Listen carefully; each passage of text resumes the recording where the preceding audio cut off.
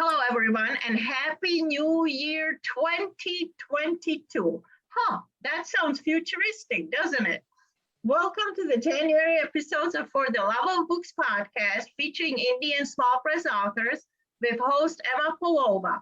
We're going to have a blast this year. Today, we will chat with author Dallas Woodburn, who will announce the details of her book giveaway of Thanks, Carissa, for Ruining My Life at the end of this interview. Welcome, Dallas. How are you?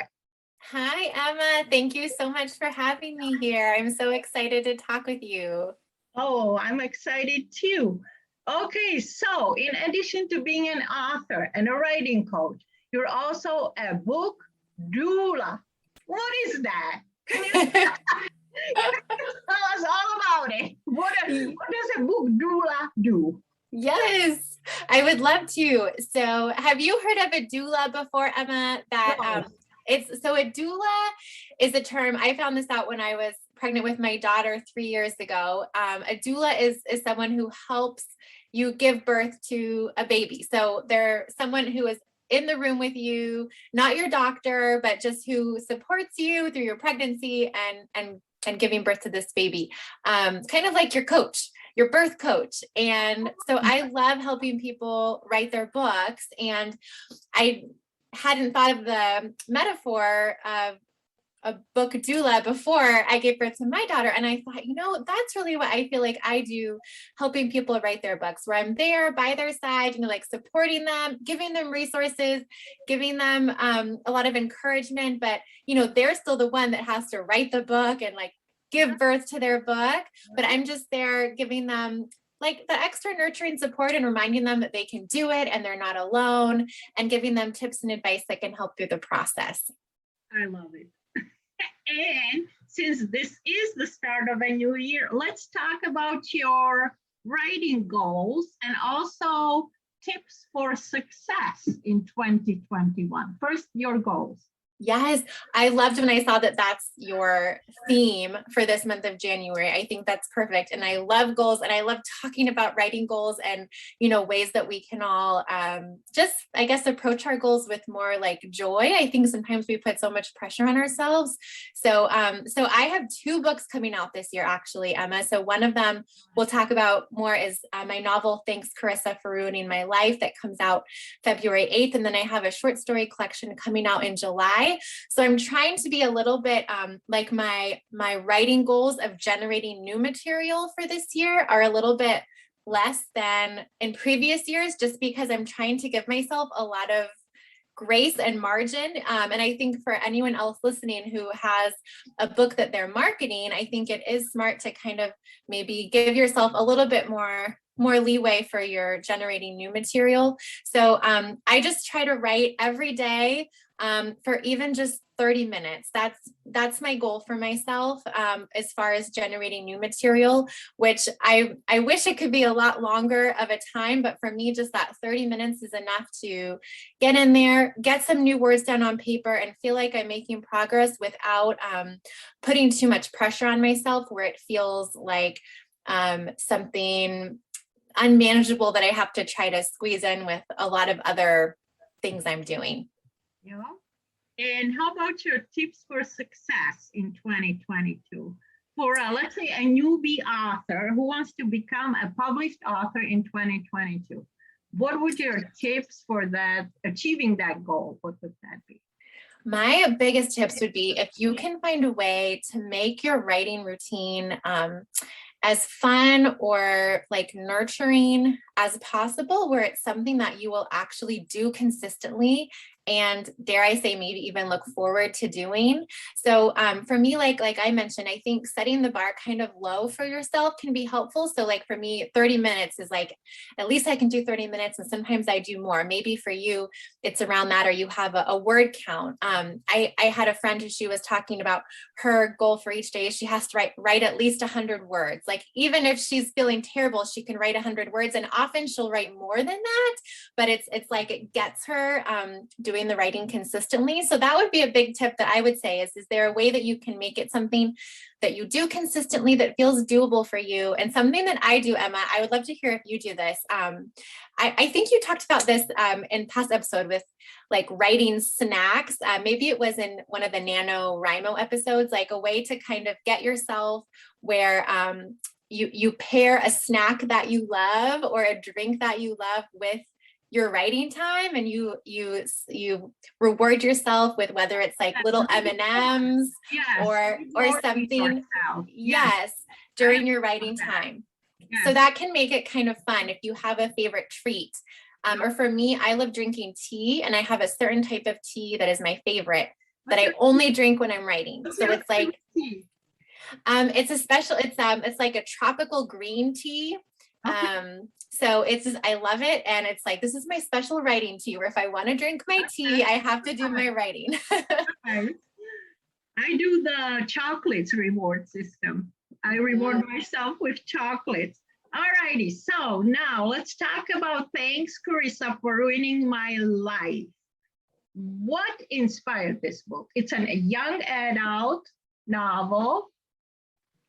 It is. It's a young adult contemporary romance. It's a friends to lovers romance. And I actually wrote the first draft of this book, Emma, about 10 years ago is when I wrote the first draft. And it's gone through many revisions since, and it's changed a lot. But it was when I was in graduate school getting my master's degree in fiction writing, and everyone was writing very serious literary fiction. And so I was writing very serious literary fiction.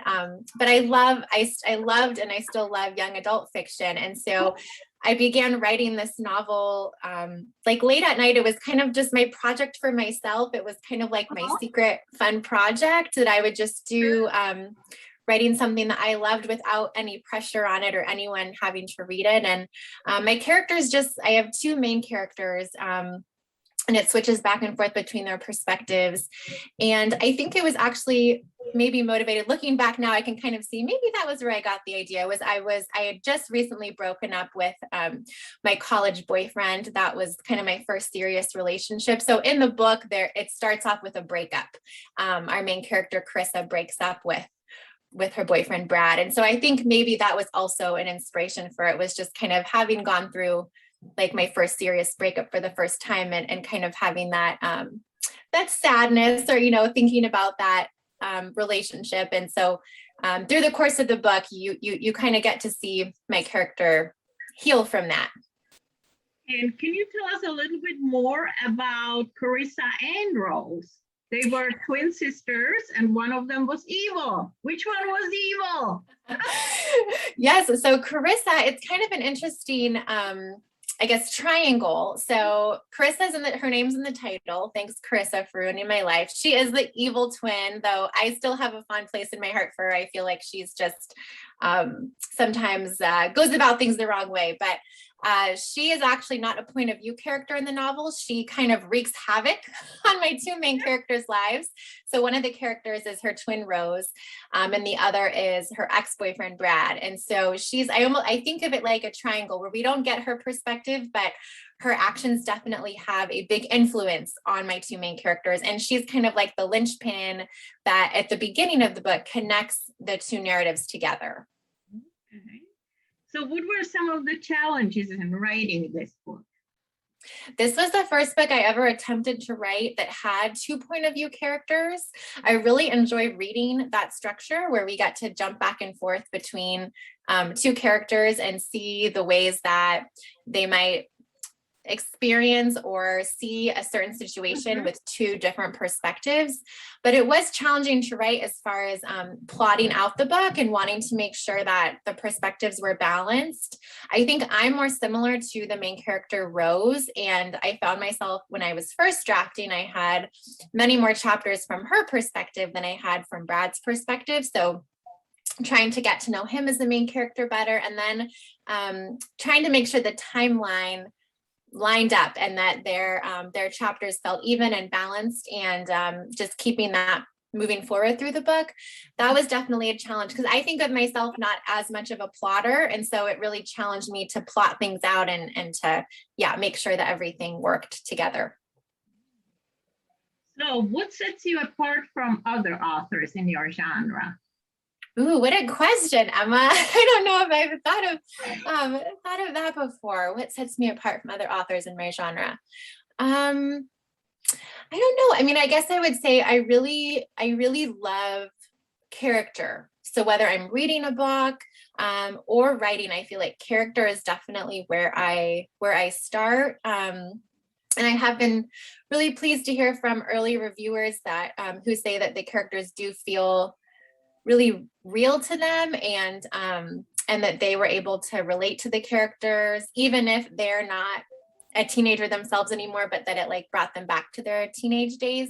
I do a lot of writing teaching with teenage writers. So I like to lead writing classes for teens. And I think that maybe helps sometimes. I remember my own teen years pretty clearly, but also just getting to read the writing of other young people and like interact with them frequently and have them as my early readers. I think that does kind of help, hopefully, my characters feel very authentic to the teenage experience. So what are the major takeaways from Thanks, Carissa?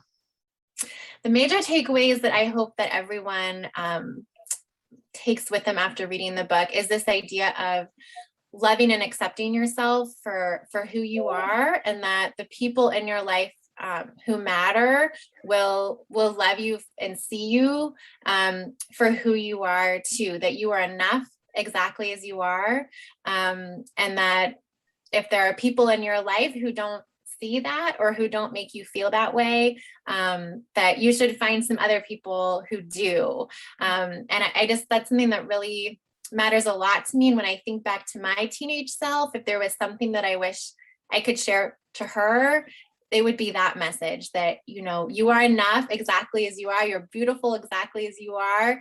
And, you know, have the courage and the confidence to be your own authentic self and to pursue what you love. Okay. So what do you feel you have learned about yourself from writing this book?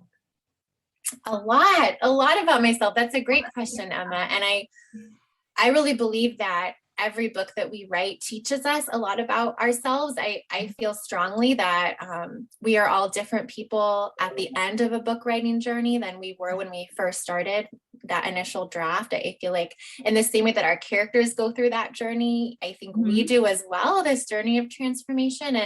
And this novel in particular, having written it and rewritten it over nearly a decade, I think I can track my own growth with some of those themes that I mentioned, you know, those ideas of like self-acceptance and self-love and food freedom, and just like celebrating my body for its strengths and everything that it can do. I think when I first started writing this book, I wasn't quite in that place of feeling just happy and confident in myself, and really celebrating my body for the way that it takes me through the world, and for, you know, it has hiked mountains and gone on wonderful camping trips and explored the world, and just like how amazing that our bodies let us do all of these things. And so I think going through that journey with my characters really helped me come to that realization. And then also it's interesting, Emma, so I wrote my characters years before I met the man who is now my husband. But I do feel like there's a lot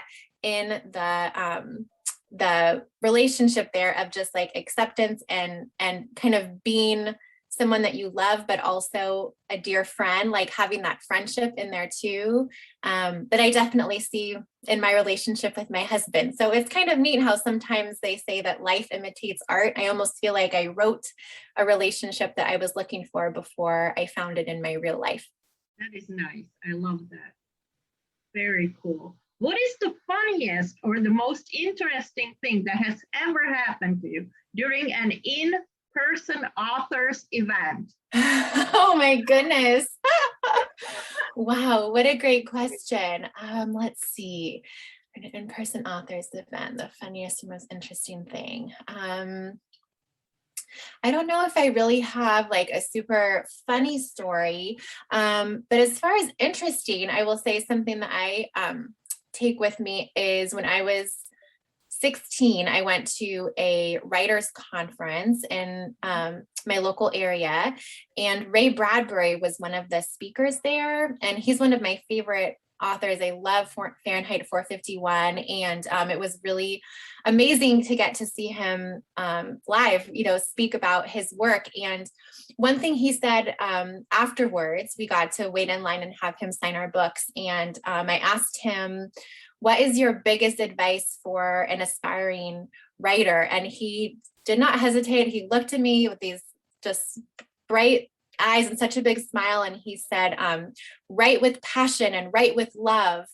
And that's just really stuck with me, that idea of, writing with love and writing with passion, and sort of remembering why we fell in love with writing in the first place. I feel like he still had that, in his 80s. You could tell he just loved the imaginative process of creating stories. So that is, I guess, interesting and inspiring. And I hope that I'm able to continue writing, into my old age and still have so much love for it. So what is next for you as far as publishing in 2022? 2022 is, it's an exciting year for me. So thanks, Carissa.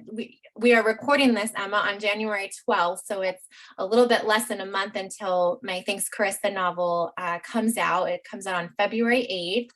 So I'm deep in the trenches of sort of pre-order and publicizing that right now, which is really exciting. And then in June, at the end of June, I have a short story collection coming out called How to Make Paper When the World is Ending.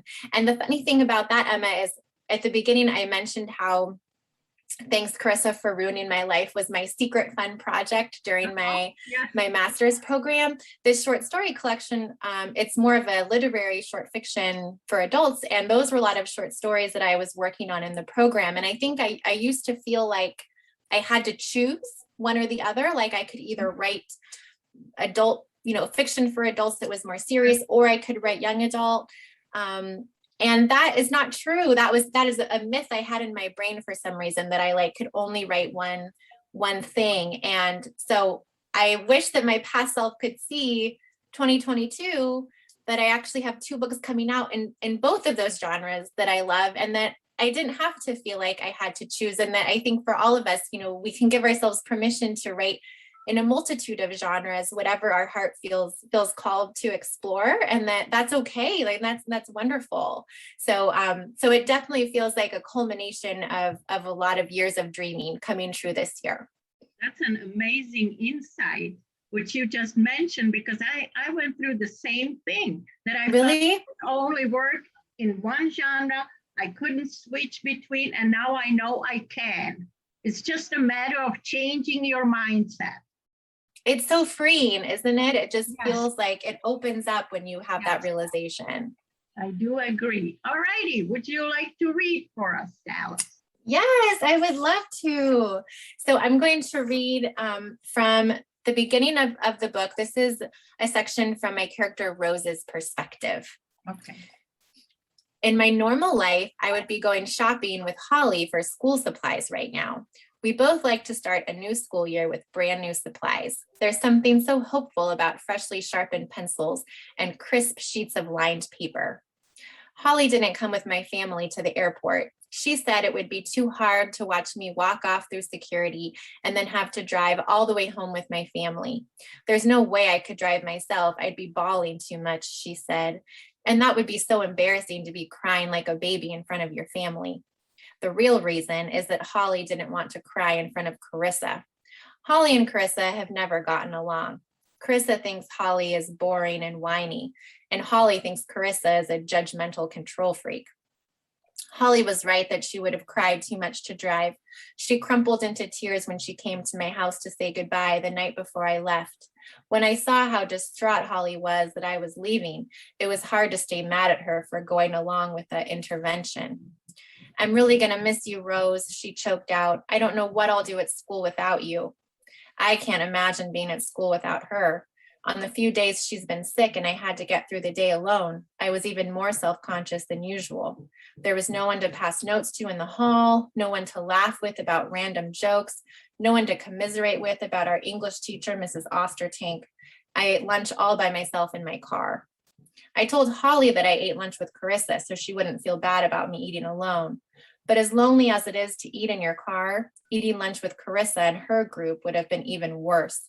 To Carissa's friends, I am the definition of loser. They smile fake smiles at me and then return to their conversations about parties and gossip. The one time I did eat lunch with them, Carissa and her boyfriend Brad were having an intense argument, completely wrapped up in their own drama. The girls all gave me disgusted looks as I ate my sandwich. One guy, Leonard, offered me his Fritos, and when I said, no thanks, they all laughed. If I had taken them, they would have laughed too. The only one of Carissa's group I can actually stand is Brad. Carissa thinks he's a slacker, but he isn't, not really. He works hard at the things he's passionate about. Like comedy, he's put up all these videos on YouTube of his stand-up routines, and he's really good. He has this one joke about different animals at the zoo that makes me laugh so hard I snort. I tried explaining it to Holly, but it's only funny when Brad tells it. Brad came with my family to the airport to see me off. He gave me a hug goodbye and told me not to forget about him, which was kind of a weird thing to say, but also kind of sweet. Or maybe he was just trying to be funny. With Brad, it's sometimes hard to tell. And that's where I'll stop. Thank you. And now can you give us the details of your book giveaway? Yes, so I'm excited to be giving away a signed copy of my novel, Thanks, Carissa, for Ruining My Life. It doesn't come out until February 8th, so it'll be a little bit of a delay of when you'll get the book, but I'll also throw in, I have some little bonus goodies like some stickers and a bookmark that I'll send your way. Yeah, it was fun designing them. So all you have to do is send me an email with the subject line podcast giveaway. And should I give my email address now, Emma, too? Yeah, so my email is my name, Dallas Woodburn, DALLASWOODBURN @gmail.com. Excellent. Thank you. And now I would like to thank our sponsors, and that's Doc Chavent and Digital Quill Services for Writers with author Colleen Nye. And now parting shots from each one of us. From you, Dallas, give us your parting shots. Well, my parting shot is just to write what you love and to give yourself that time and that space to write, that it's a gift you give yourself, even if it's only just a sliver of, 20 or 30 minutes, you're worth it. Yep. And my parting shots: buy indie, read indie, and write indie. Keep your fingers on the keyboard and your butt in the chair. Thank you for listening. Thanks for being on the show, Dallas. Thank you so much, Emma. It was a treat.